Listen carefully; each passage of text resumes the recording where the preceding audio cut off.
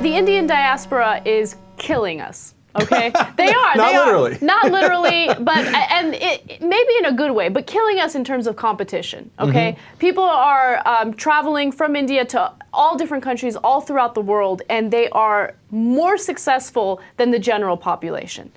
That is true in almost all of the countries that they're in. Yes. And it's certainly true here in the United States. It is. So I'm going to give you a couple examples. Put up the graphic. It's Indians versus general population in the United States. Just to give you an example of how much they're better in terms of education and employment.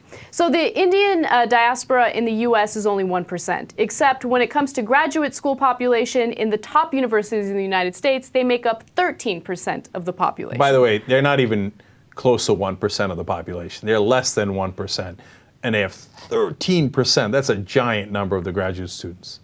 In the United States, 67% of Indians have bachelor's degrees. Now compare that to 28% of the general population in the United States. Beating you with a whooping stick. The average household income for Indians is $90,000, whereas the average household income for the general population in the U.S. is $50,000. That is a giant, giant difference. Supposed to do, you take them out of the office and hit them with a stick a couple times. They will do. Okay. Now, look, we're giving you those numbers, one, because they're true, and it's a news story.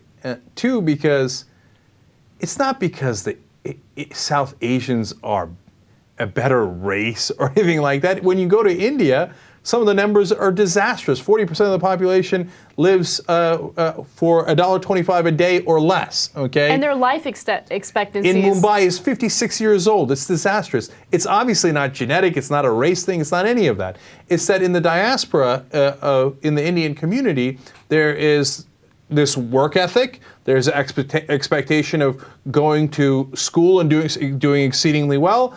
And then what they have actually above even other Asians is they're more willing to start their own businesses, right? More initiative, et cetera. It's a great combination. It's a great cultural combination that they have going, and that's why they have success. So what I'm saying is the rest of us should all learn from that, right? So if a culture does something right, that's awesome. We should, adapt that and have everybody do it, right? So Asians should be more willing, other Asians should be more willing to start their own businesses, as an example, right? And certainly you should emphasize education more, which Indian communities do. And the list goes on. And you see the proof is in the pudding. 50,000 versus 90,000. As an average, they're nearly doubling the average. That's unbelievable.